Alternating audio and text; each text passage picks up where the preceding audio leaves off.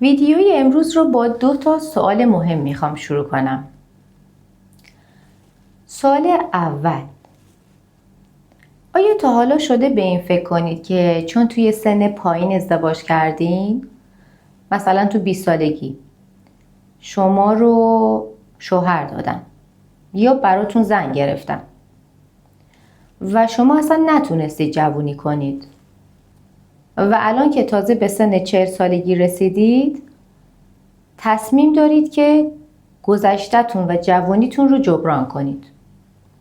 تصمیم دارید که توی 40 سالگی تازه برید سراغ جوانی کردن و به اصطلاح چلچلی کردن. و سوال دوم که به نظرم حتی خیلی مهمتر هستش از سوال اول اینه که آیا به نظر شما درسته یا حتی منطقی و بهتر بگم توجیه پذیره که به اسم این که بگیم که من فقط یک بار تو این دنیا زندگی میکنم، پس حق دارم که چون یک بار زندگی میکنم اونجوری که دلم میخواد زندگی کنم و به اسم حق انتخاب یا حتی به اسم عشق هر روز وارد یک رابطه جدید با یک آدم جدید بشم؟ و اینجا قراره که توی این ویدیو تمام ابعاد گسترده این 2 موضوع مهم اجتماعی رو با هم دیگه بررسی کنیم. دوستان خوبم سلام، من دکتر فرزانه بخشیان هستم و اینجا کانال موفقیتی به نام زندگی هستش. اینجا قراره کنار هم تلاش کنیم تا داستان زندگیمون رو عوض کنیم. پس اگر هنوز کانال ما رو سابسکرایب نکردین ازتون دعوت میکنم همین الان دکمه ساب رو بزنید، زنگوله رو در حالت آل قرار بدید و همین الان به جمع دوستان ما اضافه بشید.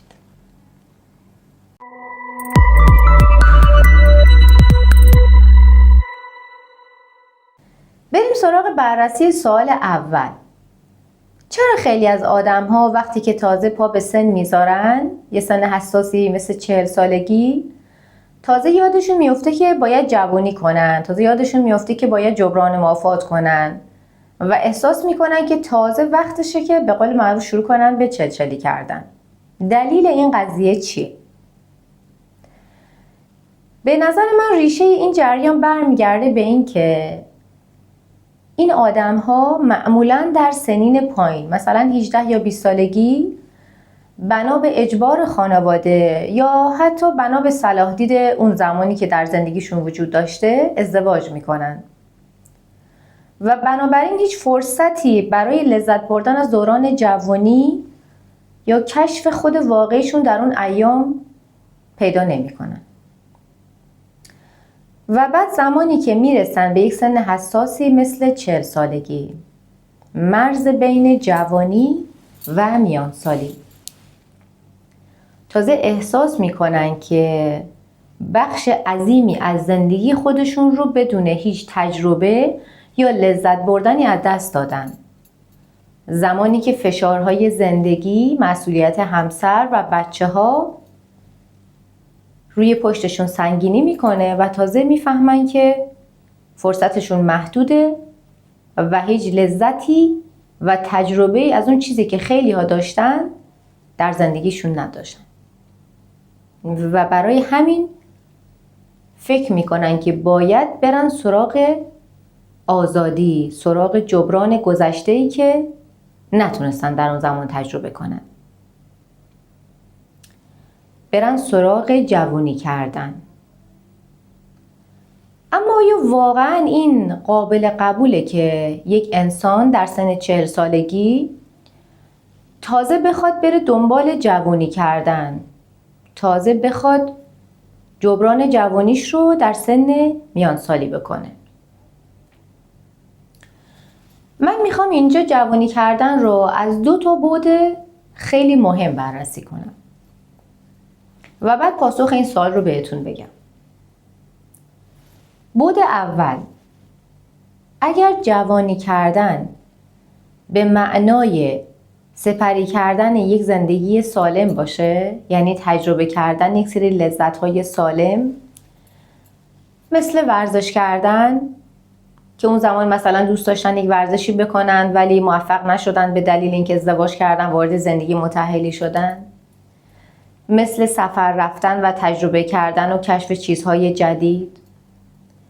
مثل یاد گرفتن یک هنر یا یک مهارتی که خیلی مد نظر و دلخواهشون بوده اما فرصتشون زمان به هر دلیلی دست نداده. یا حتی معاشرت کردنهای سالم با یک سری دوستان دوران مجردی، یا فرقی نمیکنه دوستانی که الان اونا هم متأهل باشن. اگه منظور ما از جوونی کردن اینه، بله، این جوونی کردن در 40 سالگی قابل قبوله. اما بعد دوم جوونی کردن، اگر جوانی کردن به معنای لذت‌های نامناسب باشه، یعنی به معنای ولخرجی‌های افراطی یا حتی داشتن روابط خارج از عرف و خارج از چارچوب و سبکسری‌هایی که مربوط واقعاً و مختص هستش به دوران جوانی و قبل از ازدواج.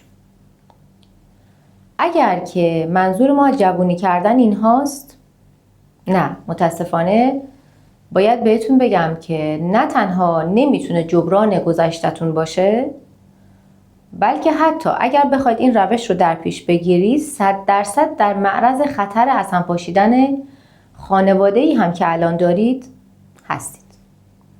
اینو جوانی کردن جبران گذشته نیست، بلکه آسیب زدن به خودتون، خانواده، همسر، فرزندان و روابطی هستش که الان در سن مثلا 40 سالگی دارید. پس باید چی کار کنیم؟ باید جوانیمون رو فراموش کنیم، باید پا رو دلمون بذاریم، باید بگیم خب زندگی من دیگه تمام شده، دیگه برای همیشه هدر رفته، من فرصت رو از دست دادم. نه، همه آدم ها حق دارن که از زندگیشون لذت ببرن. همه حق دارن در زندگی خوشحال باشن، حال خوبی رو تجربه کنن. همه ما آدم ها حق داریم در زندگی جوانی کنیم. اما اگر اون تایم یا اون زمان مخصوص به جوانی گذشته و الان ما یک فرد بالغ و بزرگسال محسوب میشیم، بهترین کاری که میتونیم برای تجربه جوانی خودمون انجام بدیم و گذشته‌ای رو که به اصطلاح از دست دادیم رو جبران کنیم، استفاده کردن از نسخه بالغ جوانی در سن 40 سالگی. یعنی ما حق داریم جوانی کنیم، اما نسخه متعادل و متناسب جوانی در 40 سالگی. یه مثال خیلی ساده و عامیانه براتون بزنم.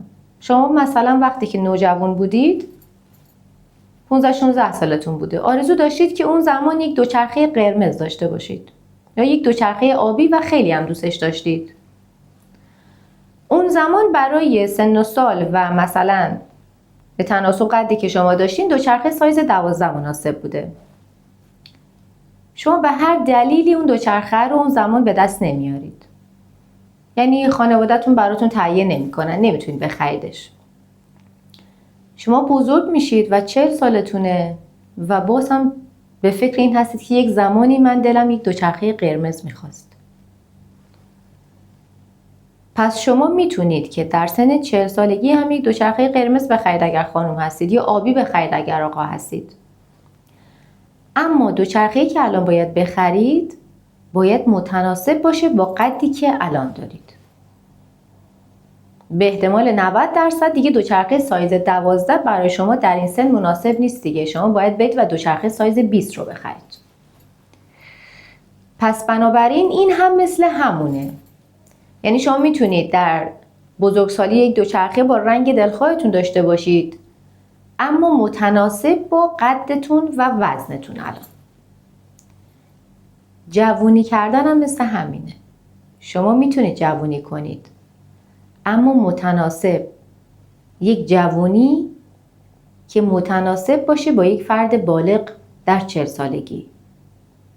شما هنوز هم میتونید برید سفر، حتی اگر سفرتون کوتاه و ساده باشه.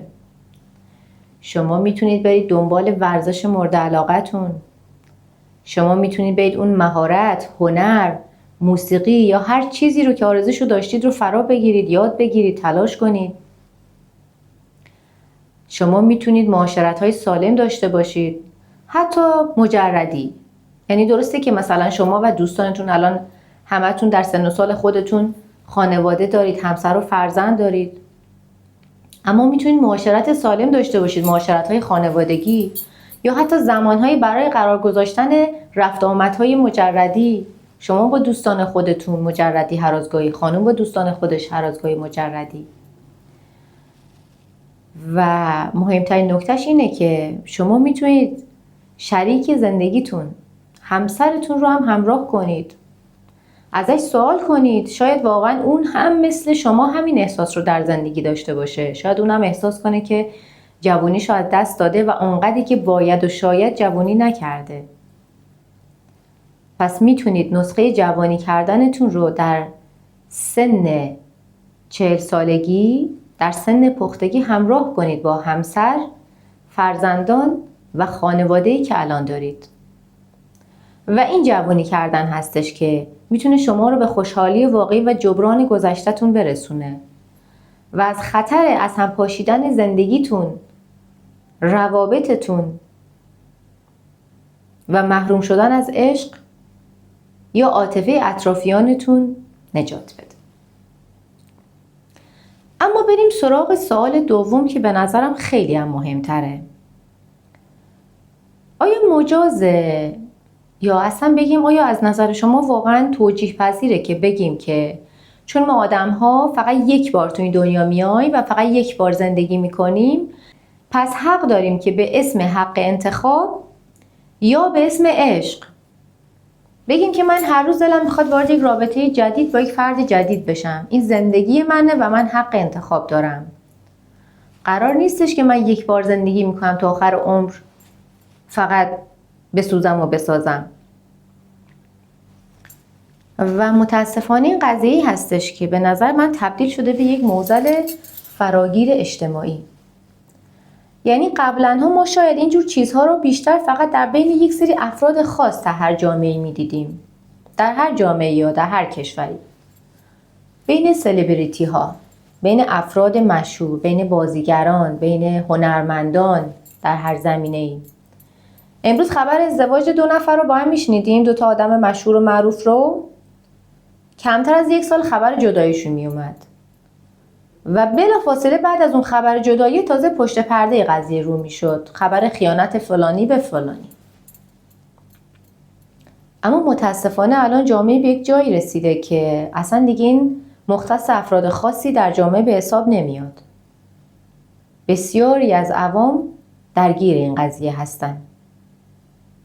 امروز 2 نفر با هم ازدواج میکنن، کمتر از چند سال آینده از هم جدا میشن، اصلا اهمیتی نداره که بچه‌ای وجود داره، روابطی بیان شده، تعهدی برقرار شده.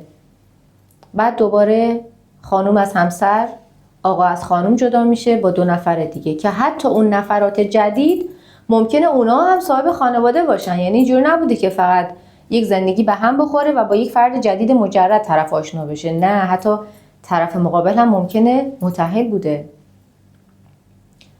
و همه به اسم این که من حق انتخاب دارم، من حق آزادی دارم. مگه من واقعا چقدر تو این دنیا زندگی میکنم که بخوام تا آخرش یک جور پیش برم؟ متاسفانه همه تعهد، شرافت و انسانیت رو تا حدود زیادی فراموش کردن. آیا این توجیه پذیره؟ این قضیه ابعاد خیلی گسترده‌ای داره که من میخوام اینجا مهمترین هاش رو دیگه سعی کنم به صورت خلاصه براتون بررسی کنم. اول، چرا این فکر جذابه؟ چرا اصلا آدم ها این فکر براشون جالبه؟ دلیل اولش اینه که همه ما انسانیم و آزادی رو دوست داریم. دلمون میخواد که آزاد باشیم. دوم، برمیگرده به این که ما فکر میکنیم که چون که عمر محدوده، پس حق داریم که نهایت لذت رو از زندگیمون ببریم. به خصوص که مثلا ما فردی باشیم که در دوران جوانی همونجور که گفتم یک سری کمبودهایی رو تجربه کرده باشیم، یعنی نتونسته باشیم کامل از جوانی خودمون لذت ببریم و بعد تازه به سن 30-40 سالگی که میرسیم با خودمون میگیم که حق دارم که من جوانی کنم، حق دارم که من هم جبران مافات کنم. و این آزادیه این بار، البته این آزادی های بدون حد و مرز میتونه برای ما تبدیل بشه به یک آزادی با یک هزینه سنگین و گزاف در زندگیمون. اما بعد دوم ماجرا، واقعیت پنهان قضیه چیه؟ واقعیت اینه که زمانی که شما وارد یک رابطه با یک نفر میشید، فقط که به خودتون متحد نمیشید. طرف مقابل، همسر، فرزندان و خانواده هم درگیر این قضیه میشن. دوم اینکه ترک‌های پشت سر هم باعث خستگی عاطفی و بی‌اعتمادی میشه، هم برای خودتون هم برای طرف مقابل شما. و سوم که به نظرم خیلی هم مهمتره اینه که طلاق‌های مکرر میتونه آسیب‌های خیلی جدی به شما بزنه، حتی از نظر اجتماعی یا از نظر هزینه‌های اقتصادی که برای شما در پی خواهد داشت. و بعد سوم این ماجرا برمیگرده به نکته خیلی مهم قضیه، یعنی نحوه انتخاب سالم. چطور انتخاب کنیم که اینقدر در نهایت فکر نکنیم انتخاب بعدیمون از انتخابی که الان کردیم بهتره. هر روز احساس نکنیم که فرد جدید متناسب تره با چیزی که ما هستیم، با نسخه ما. آخه دلیل این انتخاب‌های پیاپی فقط یک چیز میتونه باشه و اون اینه که زمانی که با فرد جدیدی آشنا میشیم احساس میکنیم که فرد جدیده با ما بیشتر میخونه تا فردی که الان در زندگیمونه. پس چند تا گام اساسی داره این جریان وقتی به اینجا میرسه. اول اینکه باید رابطه‌ای رو که شروع میکنید رو با صداقت شروع کنید، یعنی از همون اول باید شفاف جلو برید. پنهانکاری در هر زمینه‌ای میتونه آسیب زننده باشه، پس باید با طرف مقابل خودتون صادق باشید. دومی که اگر زمانی در رابطه‌ای که دارید به مشکلی برمیخورید، اینقدر ساده به خیال قضیه نشید. اینقدر ساده دنبال تمام کردن نباشید. از ذهنیت رشد استفاده کنید. شما که فقط در مقابل خودتون متحد نیستید. همونطور که گفتم، همسر و حتی اگر فرزندی وجود داشته باشه، انتخاب‌های شما میتونه روی امنیت روانی و دیدگاه‌های اجتماعی آینده اونا هم حتی تاثیرگذار باشه. پس اگر احساس میکنید که مشکلی در روابطتون وجود داره، از ذهنیت رشد استفاده کنید. سعی کنید مشکل رو بررسی کنید. از مشاوره کمک بگیرید یا حتی گاهی اوقات یک گفتگوی ساده بین شما و شریک زندگیتون میتونه که به روابطتون رنگ و بوی خیلی تازه‌ای ببخشه. و بعد در نهایت که اگر تصمیم به جدایی گرفتید، باید این کار رو در نهایت احترام و مسئولیت پذیری انجام بدید، نه از روی هیجان، نه از روی یک فکر لحظه‌ای. باید واقعا 2 تا 4 تا کنید، ببینید که آیا این جدایی باعث شادی شما میشه؟ این جدایی تا چه حد آسیب زننده است به اطرافیان شما؟ بالاخره ما همه انسان هستیم و در مقابل اطرافیانمون مسئول هستیم. نمیشه پا روی شرافت و انسانیت بگذاریم که فقط خوشحالی و شادی خودمون رو در زندگی در نظر بگیریم، چون در نهایت کائنات هر آن چیزی رو که در این دنیا بهش تحویل بدیم به ما پس خواهد داد. پس اگر شما فکر میکنید که به اسم حق انتخاب خیلی راحت میتونید پا روی یک رابطه عاطفی که دارید بذارید و تعهداتتون رو فراموش کنید و باز وارد یک رابطه جدید بشید، باید منتظر باشید که چنین چیزی در آینده ممکنه با همون فرد جدید هم به سراغتون بیاد و این همون چیزیه که ما داریم به وفور در جامعه میبینیم. نمونه عینیش همونجور که گفتم زندگی آدم‌های مشهور دنیاست. شما یک سرچ ساده راجع به فرد مشهوری که مورد نظرتونه بزنید، میبینید در زندگی اون یک لیست 10 ازدواج و طلاق وجود داره. در هر کدوم از اونها یا خودش مقصر بوده و بعد در ازدواج بعدی باز نفر مقابل همون کار رو براش جبران کرده. و گفتم اگر در نهایت تصمیم به جدایی گرفتید باید که با مسئولیت پذیری و بدون احترام و آسیب زدن به طرف مقابل باشه. چون متاسفانه ما میبینیم که 99% جدایی ها در جامعه در نهایت، خیلی راحت بخوام بگم، در نهایت از بین بردن آبرو و حریم خصوصی طرف مقابل انجام میشه. یعنی فردی که داره جدا میشه به خاطر اینکه خودش رو توجیه کنه میاد و تمام جزئیات و رازهای ناگفته طرف مقابل رو برای همه، اگر فرد مشهوری باشه برای جامعه، اگر نه برای سطح خانواده ها مطرح میکنه و خب این کاملا غیر قابل قبوله.